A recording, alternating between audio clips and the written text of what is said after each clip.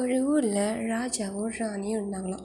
அவங்களுக்கு 5 பொண்ணுங்க இருந்தாங்களாம். இப்போ என்ன பண்ணுவாங்க, ராஜா ராணினா அந்த 5 பொண்ணுங்களுக்கும் பிடிச்ச மாதிரி தானே மாப்பிள்ளையை வந்து சேர்த்து வைக்கணும் அப்படின்னு சொல்லிட்டு என்ன பண்ணாங்கன்னா 5 பொண்ணுங்கள்ட்டையும் கேட்டாங்களாம், உங்களுக்கு எப்படிப்பட்ட மாப்பிள்ளைங்க வேணும் அப்படின்னு. ஒருத்தவங்க சொன்னாங்கன்னா, ஒருத்தவங்க வந்து ரொம்ப பணக்காரங்களாக இருக்கணும், இன்னொருத்தவங்க ரொம்ப கலராக இருக்கணும், இன்னொருத்தவங்க ரொம்ப வசதி வாய்ப்பாக இருக்கணும், இன்னொருத்தவங்க வந்து வெளிநாட்டில் இருக்கணும். அது மாதிரி ஒவ்வொருத்தவங்க சொன்னாங்களாம். ஒருத்தவங்க என்ன சொன்னாங்க அப்படின்னா, நல்லா படிக்க தெரிஞ்சிருக்கணும், நான் விருப்பப்படுறதே அவங்களும் விருப்பப்படணும், ஒரே மாதிரியே விரும்பணும், அது மாதிரி வேணும் அப்படின்ற மாதிரி சொன்னாங்களாம். இது மாதிரி ஒவ்வொருத்தவங்க அவங்க ஆசையை சொன்னாங்களாம். அதுக்கேற்ற மாதிரியான மாப்பிள்ளைங்க 4 பேருக்குமே செட் ஆகிடுச்சான். ஒரு பொண்ணுக்கு மட்டும் அது மாதிரி கிடைக்கவே இல்லையா.